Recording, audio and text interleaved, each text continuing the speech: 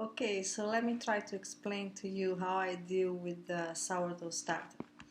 So yesterday, as I showed you in the picture, I got the starter that was in the fridge that was sitting there for like 2 weeks.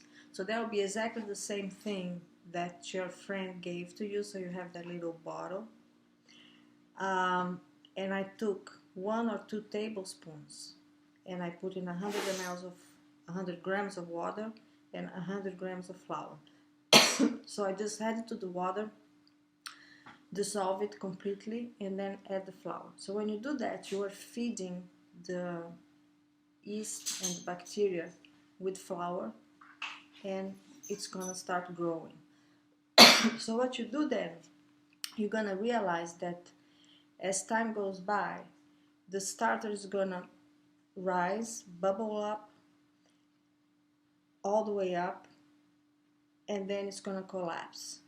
So that happens because after a while, all the nutrients in the flour are gonna be exhausted, are gonna be used up, and then the yeast and the bacteria, they stop growing. And when that does, the volume just comes down because there's no more production of gas. When you want to make bread, ideally you want to catch the starter when it's at the peak, but it's not really necessary. You don't have to worry too much. You just want to make sure that your starter is healthy enough that it's going to rise within, let's say, 8 hours, 6-8 hours, and then collapse. That's why it's good for you to try and practice that a few times. So you do that, you probably did that yesterday already. Hopefully your starter grew, expanded, and then collapsed. And then you have two options. You can just store this away in the fridge because it's already, it's a very healthy starter. It just stopped growing, but it's alive and healthy. Or you can use it to refresh it again so that when you're going to make the bread, it's at the peak. So for instance, I like to mix my bread dough around 4 p.m. because I usually give fermentation of 5 hours, 4.5, and then I put it in the fridge. So that's perfect because I can put it in the fridge around 8:30 at night, and then I bake it next morning, 6 a.m. So I put the bread in the fridge already shaped as a loaf. Now, why would you keep the stuff that is old in the fridge? Well, you don't have to. Once you have a fresh one, you just discard the old one and then you save this. Now, for every bread, I use about 100 grams of starter. It varies. Some people use less. I don't see the need to use more than 100 if you're going to use like a 500 grams of flour in the dough.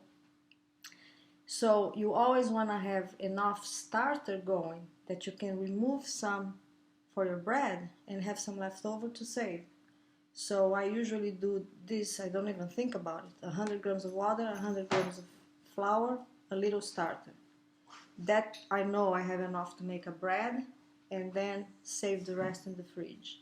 So right now what I'm going to do, I'm not going to bake bread today. So I'm just going to leave it like this at room temperature. It's already pretty liquid and collapsed, but it's going to be okay. So before I go to bed, I'm going to get 1 tablespoon, put in 100 grams of water, dissolve it, add 100 grams of flour, toss this because I know I don't need it anymore, and then tomorrow I can use that one to make my bread later in the day. So in the morning I probably refresh it again so that by 4 p.m. it's going to be at the peak.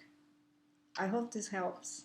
And the reason why you don't want to keep the old stuff and use it right away to make bread, it's very acidic because there has been a lot of fermentation going on, so it's very acidic.